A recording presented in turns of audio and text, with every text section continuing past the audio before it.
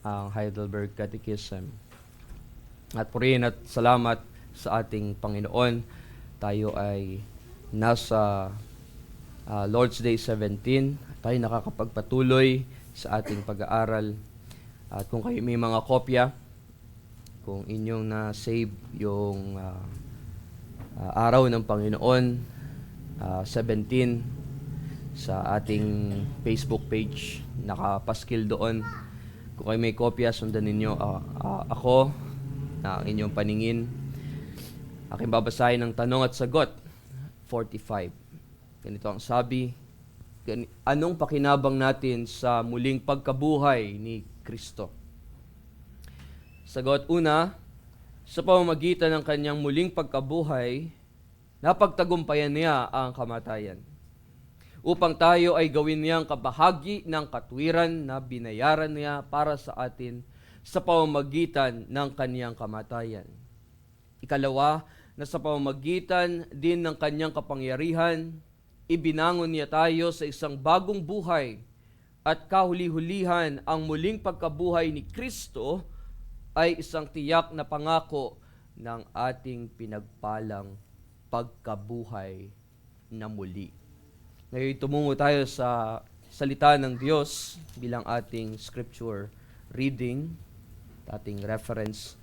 Acts chapter 2, na siyang pinagbatayan din ng ating confession na ito, particular sa Lord's Day 17. Acts chapter 2, ang ating babasahin ay mula verses 22 hanggang 36. Acts chapter 2,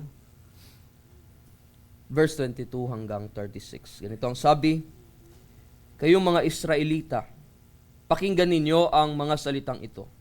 Si Jesus na taga Nazaret, isang lalaking pinatunayan ng Diyos sa inyo sa pamamagitan ng mga gawang makapangyarihan, mga kababalaghan at mga tanda na ginawa ng Diyos sa pamamagitan niya sa gitna ninyo.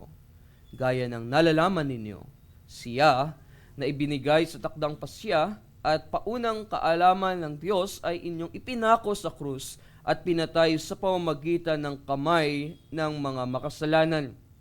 Ngunit siya'y muling binuhay ng Diyos, pagkatapos palayain sa mga hirap ng kamatayan, sapagkat hindi maaaring siya'y mapigilan nito. Sapagkat sinasabi ni David tungkol sa kanya, nakita ko ang Panginoon na laging kasama ko, sapagkat siya'y nasa aking kanang kamay, upang huwag akong matinag. Kaya nagalak ang aking puso, at natuwa ang aking dila, gayon din ang aking katawan ay mananatiling may pag-asa. Sapagkat hindi mo hahayaan ang kaluluwa ko sa Hades, ni ipahihintulot man na ang iyong banal ay makakita ng kabulukan. Ipinaalam mo sa akin ang mga daan ng buhay. Puspusin mo ako ng kagalakan sa iyong harapan. Mga kapatid, ay tiwalang masasabi ko sa inyo ang tungkol sa patriarkang si David. Siya rin ay namatay at inilibing, at nasa atin ang kanyang libingan hanggang sa araw na ito. Yamang siya'y isang propeta at nalalaman niyang nangako ang Diyos sa kanya na ang isa sa kanyang mga inapo ay iluluklok niya sa kanyang trono. Yamang nakita niya ito bago pa mangyari. Nagsalita si David tungkol sa muling pagkabuhay ng Kristo. Hindi siya pinabayaan sa Hades, ni ang kanyang katawan ay nakakita ng kabulukan. Ang Jesus na ito'y muling binuhay ng Diyos. At tungkol dito'y mga saksi kaming lahat. Kaya yamang pinarangalan sa kanang kamay ng Diyos at tinanggap mula sa Ama ang pangako ng Espiritu Santo, ibinuhos niya ito na pawang nakikita at naririnig ninyo. Sapagkat hindi umakyat si David sa mga langit, ngunit siya rin ang nagsabi, sinabi ng Panginoon sa aking Panginoon, maupo ka sa kanan ko, hanggang sa gawin ko ang mga kaaway mo na tuntungan ng iyong mga paa. Kaya dapat malaman ng may katiyakan ng buong sambahayan ng Israel na ginawa siya ng Diyos na Panginoon at Kristo, itong si Jesus na ipinako sa krus. Hanggang dyan na lamang ating pabasahin. Mga minamahal na kapatid sa Panginoong Jesucristo, alam natin na isang mahalagang kaganapan na i-celebrate o ipagdiwang natin tayo ng mga Kristiyano ang muling pagkabuhay ng ating Panginoong Jesucristo. Sapagkat ito ang pundasyon ng ating pananampalataya. Malaman ang tagumpay ng ating Panginoon sa kasalanan at sa kamatayan. Sabi nga ng isang author, si J.C. Ryle, sabi niya, "The resurrection of Christ is the foundation stone of Christianity. If it is not true, the whole system must collapse." Ang kabuuan ng lahat ng ito ay maglalaho. Kaya napakahalaga para sa atin na atin itong maunawaan ang muling pagkabuhay ni Kristo. At hindi lang yon, atin ding maunawaan, malaman kung ano ang pakinabang nito para sa iyo at para sa akin, para sa ating lahat na mga pinili ng Diyos. Maraming bagay ang tila nagbibigay ng pag-asa marahil sa iyo, marahil sa akin, sa ating lahat. Ngunit madalas ang mga iyon, masasabi natin na ito ay temporary lamang. Pansamantala lamang ang ibinibigay na pag-asa nito para sa atin. Nariyan ang mga material na mga bagay. Nariyan ang ating mga relasyon. Nariyan ang ating mga achievement, ang ating mga tagumpay na nakamit sa mundong ito. Ngunit, ang pag-asang dulot na ibinibigay sa atin ng muling pagkabuhay ni Kristo, tandaan natin, ito'y pangwalang hanggan. Ang lahat sa mundong ito'y temporary lamang. Ngunit ang ibinibigay na pag-asa sa atin ni Kristo, ang kanyang muling pagkabuhay, ay walang hanggan. Kaya rito sa Heidelberg Catechism, partikular sa Lord's Day 17, malinaw na inilalarawan sa atin ang pakinabang ng muling pagkabuhay ni Kristo. At yan ang ating ginawang tema o ang ating ginawang paksa sa ating pag-aaral. At sa sermon na ito, mga kapatid, bibigyang diin natin ang 2 punto.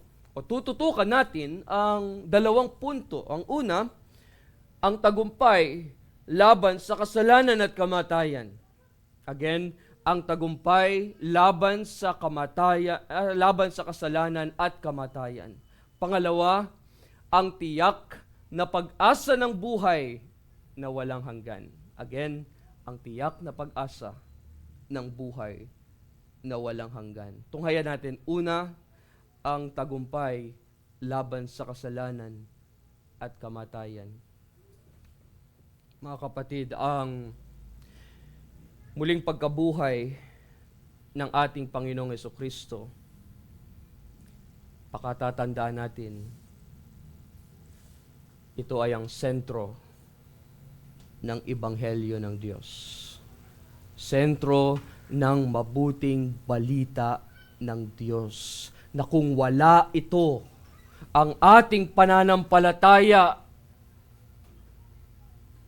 ay walang saysay. Kung wala ang muling pagkabuhay ni Kristo, ang lahat ng ating pananampalataya sa Kanya, ang lahat ng ating pananampalataya sa Diyos ay walang kabuluhan.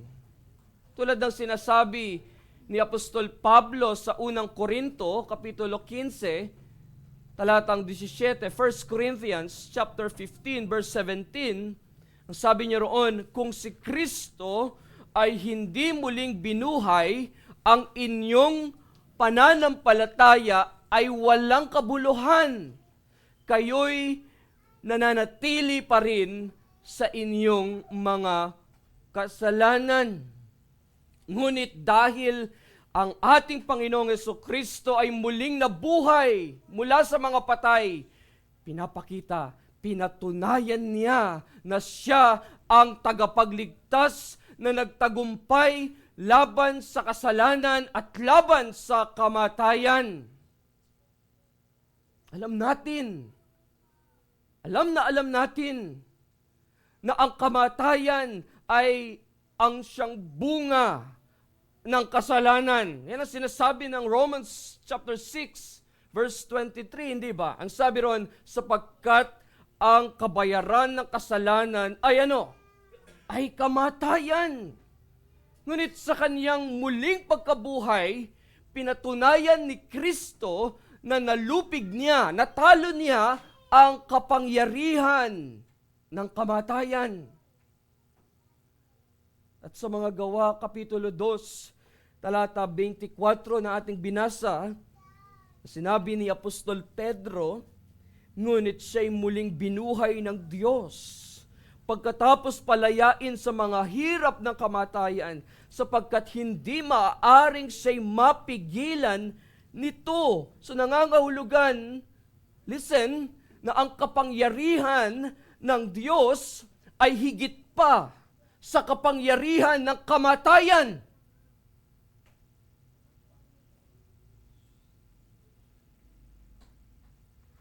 Higit pa.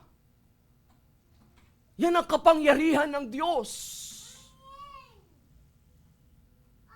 At sa John o sa 1, Kapitulo 10, mga talatang 11 hanggang 21, John chapter 10 verses 11 hanggang 21, dito ipinapakita o inilalarawan ng ating Panginoong Jesucristo ang kanyang sarili bilang mabuting pastol, good shepherd, na handa niyang ialay ang kanyang buhay para sa kanyang mga tupa.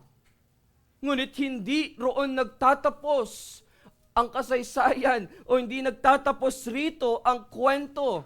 Dahil kung ating pagmamasdan riyan sa ating Biblia, yung sinasabi sa verses 17 hanggang 18, sinabi niya roon, dahil dito'y minamahal ako ng Ama, sapagkat ibinibigay ko ang aking buhay upang ito'y kunin kong muli.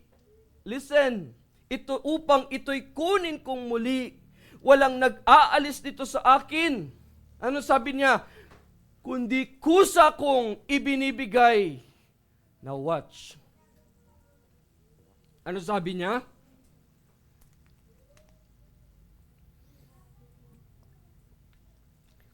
May kapangyarihan akong ibigay ito.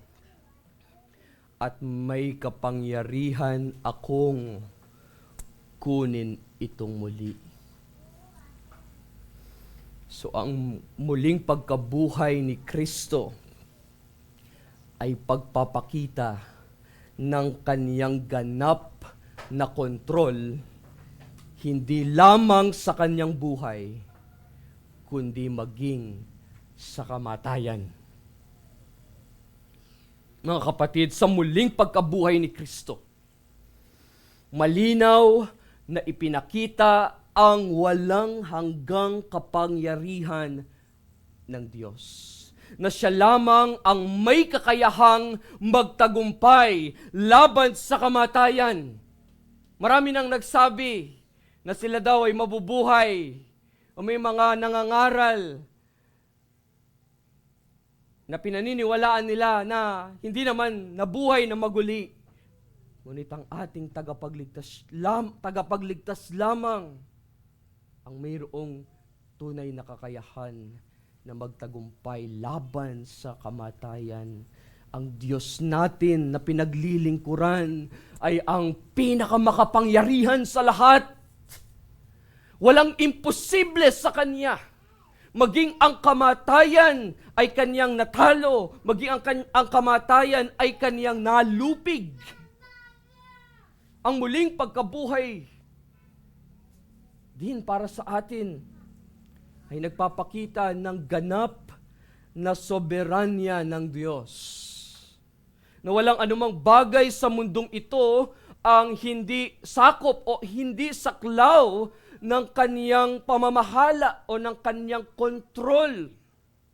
Kahit ang buhay at kamatayan. Siya ang Panginoon ng lahat. At walang makakapigil sa kaniyang plano o sa kaniyang layunin. At ano yon? Walang makakapigil sa plano o layuning iyon. Ano yon? Iyon ay upang iligtas tayo. Higit sa lahat, ang muling pagkabuhay ni Kristo ay siyang patunay para sa atin ng katapatan ng Diyos. God is faithful. Faithful. Tapat siya sa kanyang mga pangako. Na kung ano ang kanyang sinabi, kanya iyong tinupad. Kita natin sa Old Testament, ang mga anino, ang mga tipo o mga type ni Christ na nagkaroon ng fulfillment ng katuparan, kaganapan sa bagong tipan. Na ipinangako ng Diyos ang kaligtasan. Kaligtasan kanino? Kaligtasan walang iba tanging sa Panginoong Hesukristo. Sa kanyang pagkabuhay na muli, pinatunayan niya na ang lahat ng kanyang pangako para sa kanyang bayan, para sa kanyang iglesia ay tunay at totoo. Totoo at maaasahan sa lahat ng panahon. Ang Heidelberg Catechism, partikular dito sa ating pag-aaral sa Question and Answer 45, ay nagsasabi sa atin na ang muling pagkabuhay ni Kristo ay nagdulot para sa atin, ano sabi? Ng katuwiran na binayaran niya sa pamamagitan ng kanyang kamatayan. Dahil ang sakripisyo ni Kristo, kanyang sakripisyo doon sa krus ng Kalbaryo, listen, ay naging sapat. Naging sapat iyon na kabayaran para sa ating mga kasalanan. At ang kanyang muling pagkabuhay, ang siyang patunay na yung kanyang ginawa roon sa krus upang tubusin tayo ay tinanggap ng kanyang Ama. Imagine, tayo na dating alipin ng kasalanan ay ginawang matuwid, ganap na matuwid sa harapan ng Diyos. Mayroon nga sinabi si R.C. Sproul, sabi niya, and I quote, "The resurrection is the God's amen to Christ's declaration, it is finished." Nung sumigaw na malakas na tinig si Jesucristo doon sa krus ng Kalbaryo na it is finished, tetelestai, naganap na, tapos na. Ang sagot ng Panginoon ay Amen. Ibig sabihin, tinanggap ng Diyos ang ginawang pagsasakripisyo ng ating tagapagligtas. Ang pagkabuhay na muli ni Kristo ang siyang kumpirmasyon o ang confirmation na ang lahat ng kanyang ginawa doon sa krus ng Kalbaryo ay sapat upang tayo'y mapatawad at upang tayo'y maging karapat-dapat sa harapan ng Diyos.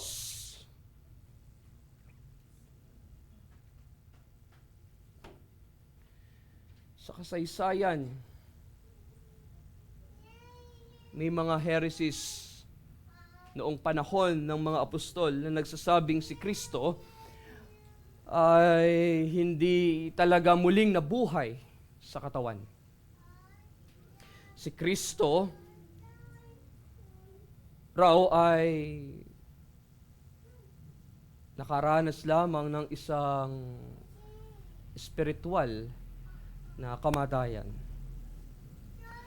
Ang ganitong katuruan ay bahagi ng Gnosticism na nagtuturo na ang material na katawan ay masama at hindi na kailangang bumangon mula sa kamatayan. At ito ang nilalabanan o itinutuwid ng ating confession, ng Heidelberg Catechism, partikular sa Lord's Day 17, na ang maling paniniwalang ito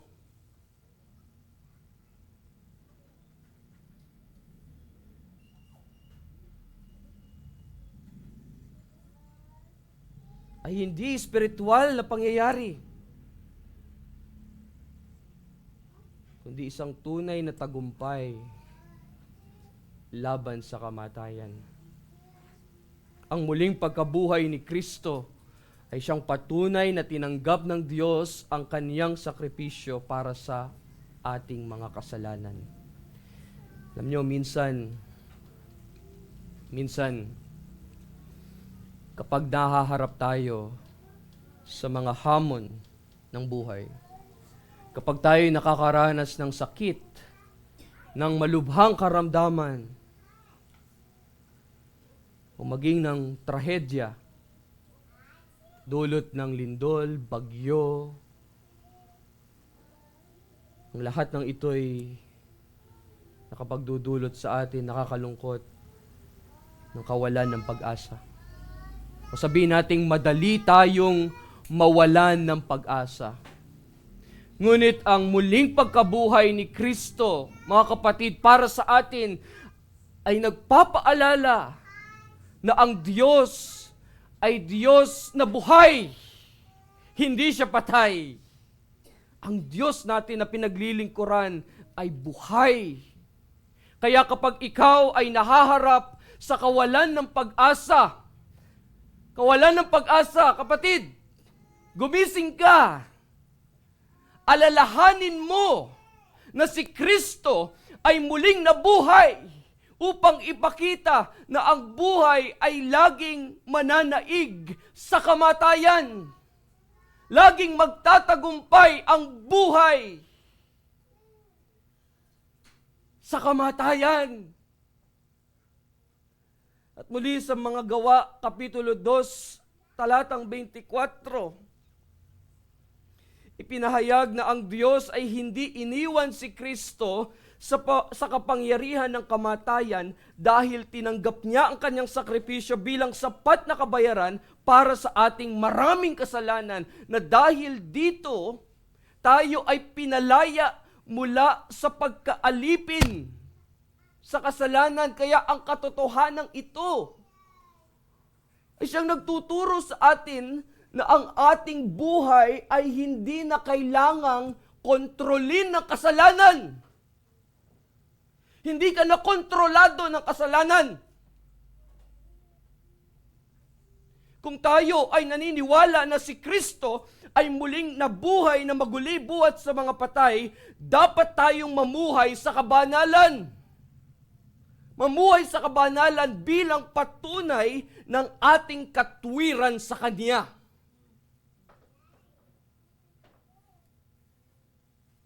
Na kapag natutokso ka, na gawin ulit yung kasalanan, sinasabi sa iyo ngayon ng Diyos, paalalahanan mo ang iyong sarili na si Kristo ay namatay at muling nabuhay upang ikaw ay mabuhay sa kabanalan, mabuhay sa katuwiran. Ang kasalanan, listen, ang kasalanan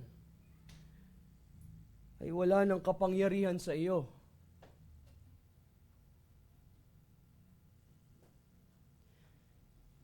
na kapag sinasabi ng kasulatan na tayo ay namatay sa kasalanan, ang ibig sabihin nun ay hindi na natin ipagpapatuloy ang pagkakasala gaya ng dati. Yun ka dati eh. Iniligtas ka ng Diyos, iniahon ka na ng Diyos doon. Huwag ka nang mabuhay diyan. Huwag ka nang magpatuloy diyan. Ngayon, bumabalik ka na naman.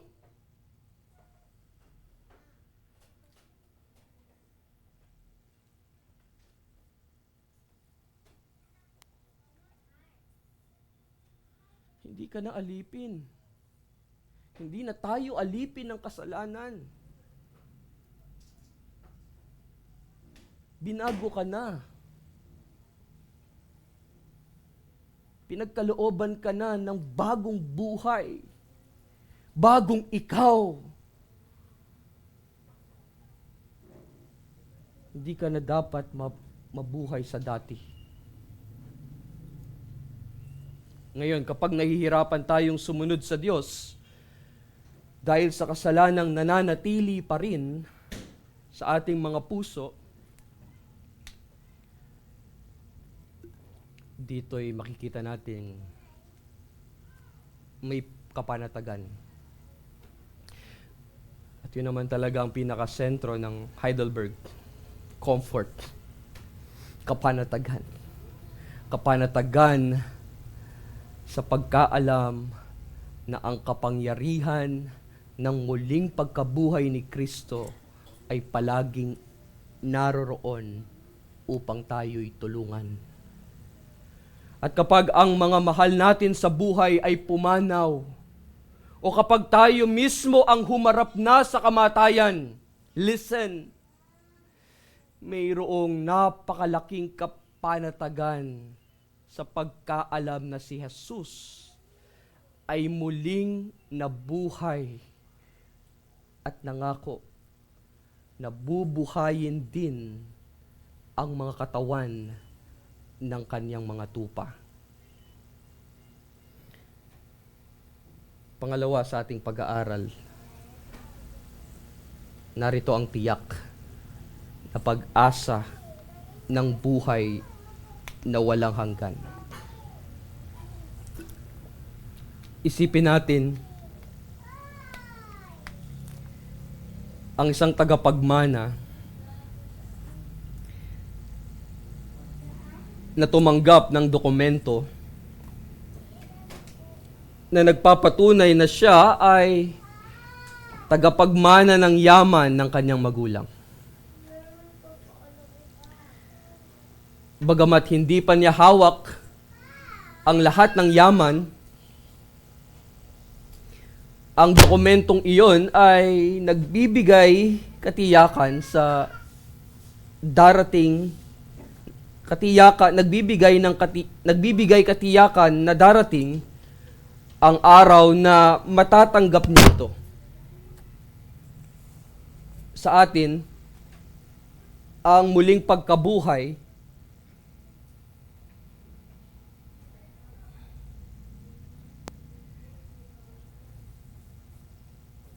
mga kapatid, excuse lang ha.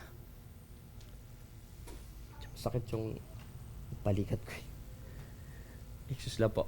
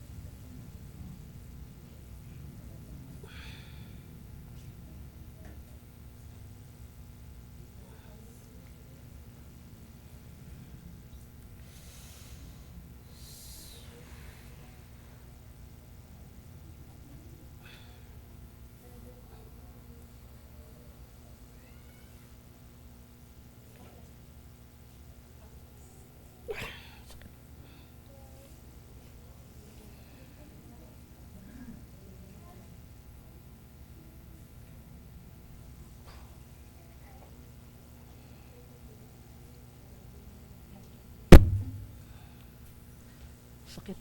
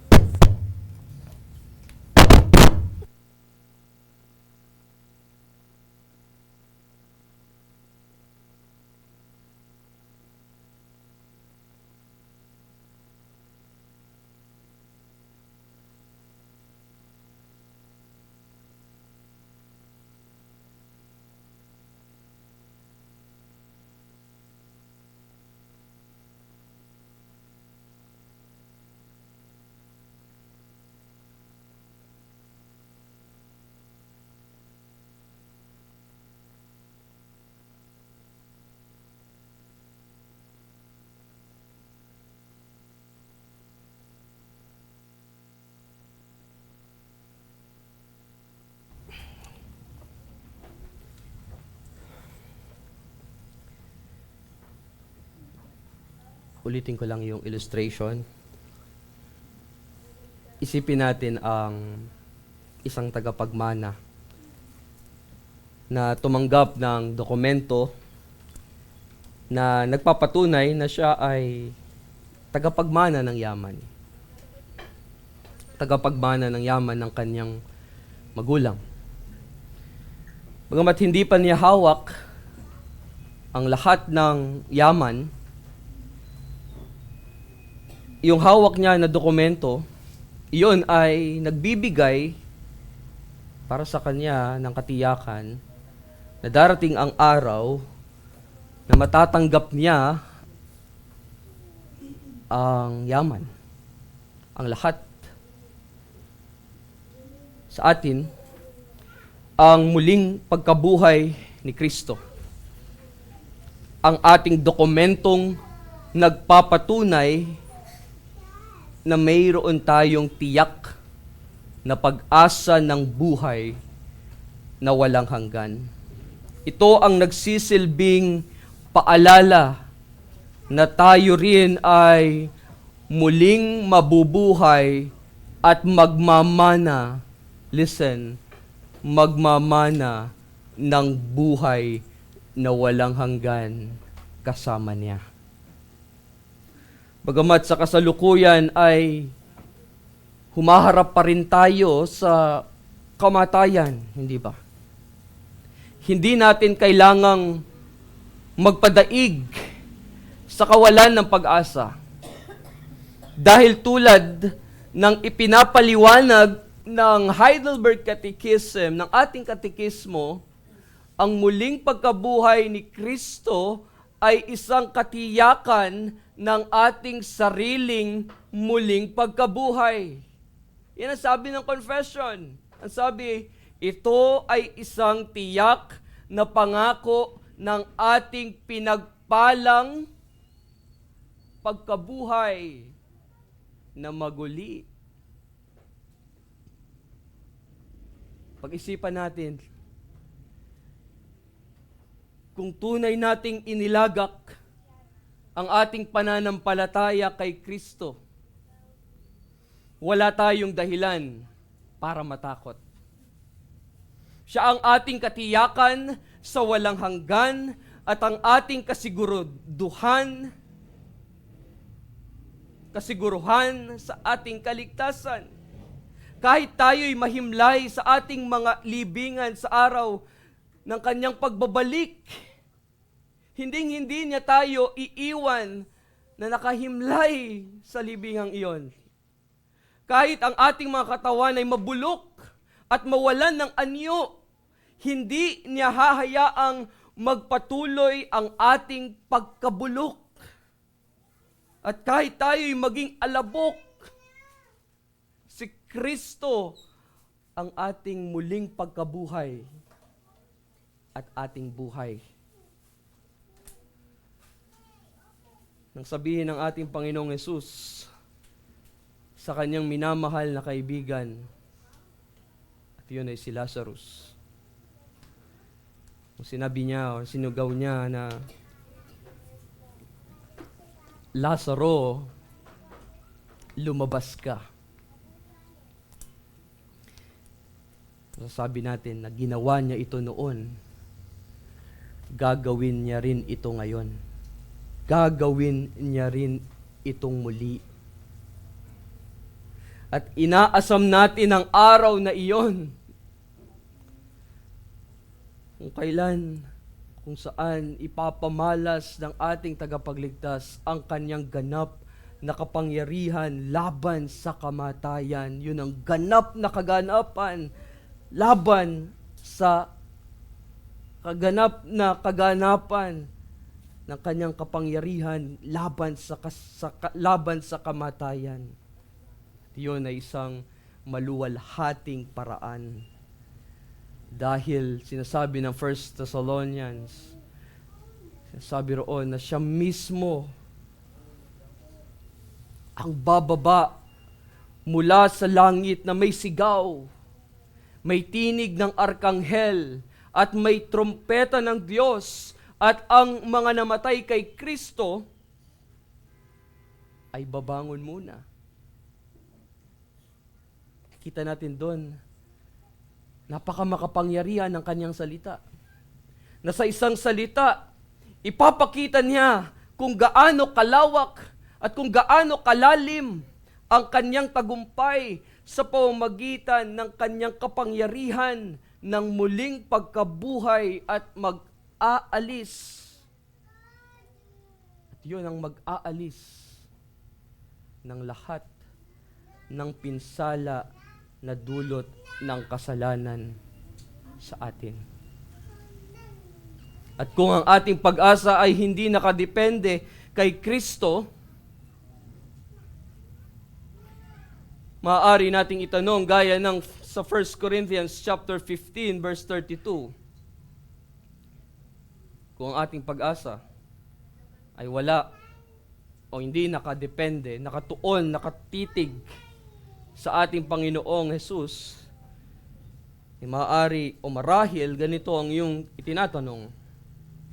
Sabi roon, ano ang aking mapapakinabangan? Ano ang aking mapapakinabang kung ang mga patay ay hindi muling binubuhay? Kaya nga, yan ang sinasabi ng mundo eh. Naiintindihan natin kung bakit ang mga hindi nakakakilala sa Diyos, ang mga unbeliever, ay nagsasabi sa isa't isa, nasabi roon sa verse, tayo ay kumain at uminom, sapagkat bukas tayo mamamatay. Parang sinasabi niya, enjoy life. Life is short. Kaya magpakasaya na tayo. Mga kapatid, kung hindi nabuhay muli si Kristo, wala tayong dahilan para hindi mamuhay ng ganito. Mamuhay lang para sa kasalukuyan at tila kalimutan ang walang hanggan. Ganyan ang thinking ng mundo.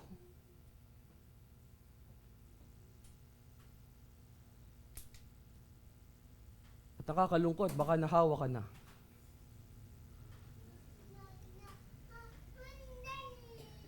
Ang tanong, na totoo bang may mga pagkakataon na ganito tayo mamuhay? Ganito tayo mag-isip? Minsan ba ay parang iniisip natin na ito na lamang ang mga taon na mayroon tayo, kaya kailangan nating samantalahin ang bawat sandali. I-enjoy na natin ang bawat pagkakataon. Minsan, parang kumikilos tayo na para bang patay pa si Kristo at hindi na siya babalik. Ganyan tayo mag-isip. Tila tayo ay mas nakatuon sa ating mga sarili, nakatuon sa sariling kaluwalhatian kaysa sa kaniyang kaluwalhatian. Na para bang iniisip natin na isang beses lang tayo mabubuhay, kaya sulitin na natin ang lahat ng kasiyahan at kaligayahan ngayon.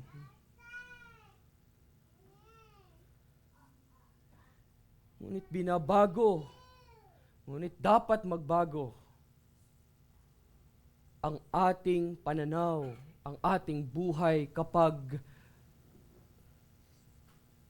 naunawaan natin ang muling pagkabuhay ni Kristo. Kapag nasabi natin, sinasabi natin, tayo ay na kay Kristo, na sa pamamagitan ng pananampalataya sa Kanya, nagsimula na tayo sa landas patungo sa Kanyang kaluwalhatian. Na sa pananampalataya, ang ating mga pagsusumikap ay hindi walang kabuluhan. Lahat ng ating pagod sa ministry, lahat ng ito ay hindi mawawala ng kabuluhan. At ang lahat ng ito ay mayroong layunin. At ang layuning iyon ay magtatagal, magpakailanman. Hindi yun masisira. Hindi yun mawawala. Iyon ay walang hanggang mapapasa iyo. Ang muling pagkabuhay ng ating Panginoong Jesucristo. Ito ang ating pakinabang na tayo ay tumanggap mula sa Diyos ng pangako na tayo'y mamumuhay kasama niya magpasawalang hanggan. Mga kapatid, hayaan mong itanong ko ito sa iyo ngayon. Nabago ka na ba ng muling pagkabuhay ni Jesus? Binago ka ba nito gaya ng pagbabagong ginawa nito sa mga nauna, sa mga apostol? Ang kanyang muling pagkabuhay ba ay nagbigay sa iyo ng malaking pag-asa? Ang muling pagkabuhay ba ay nagdudulot sa iyo ng lakas ng loob at nagbibigay sa iyo ng panibagong pananaw sa buhay? Kapag iniisip mo ang pagkabuhay na maguli ni Kristo, nauunawaan mo ba na may panibago kang tungkulin na iyong gagawin, na iyong gaganapin?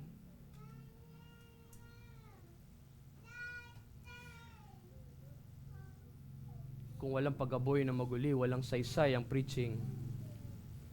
Kung walang pagkabuhay na maguli, walang saysay ang ginagawa nating paglilingkod sa Kanya. Para saan pa ito? Para saan pa't nakikinig tayo ng pangangaral ng salita ng Diyos? Para saan pa't dumadalo tayo? Para saan pa't dirito ka ngayon nakikinig? Hindi ba't ito'y pahayag? Kapahayagan, sinasabi natin, dahil nabuhay na maguli si Kristo, ang lahat ng ginagawa ko ay hindi nawawala ng kabuluhan.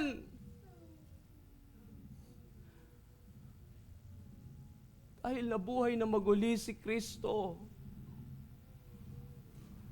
mayroong katiyakan na balang araw, humantong man ako sa kamatayan, alam ko, mayroong pagkabuhay na maguli. Alam ko, dahil mayroong pagkabuhay na maguli, makakasama ko siya magpasawalang hanggan. At yun ang malaking kapanatagan natin sa buhay at kamatayan.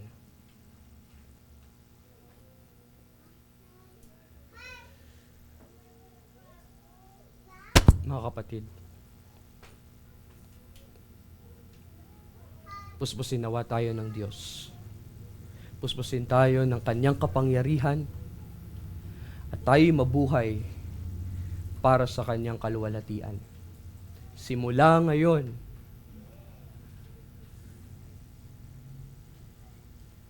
at hanggang sa magpakailanman. Amen. Tayo manalangin. Ama naming Diyos na makapangyarihan ang dakila sa lahat, kami po ay nagpupuri at nagpapasalamat sa mga salitang ito naming narinig. Ang lahat nawa ng ito ay manatili sa aming mga puso at isipan, at tulungan mo kami na aming maisapamuhay. Kami magpasakop sa iyong mga salita. At kami pakaingatan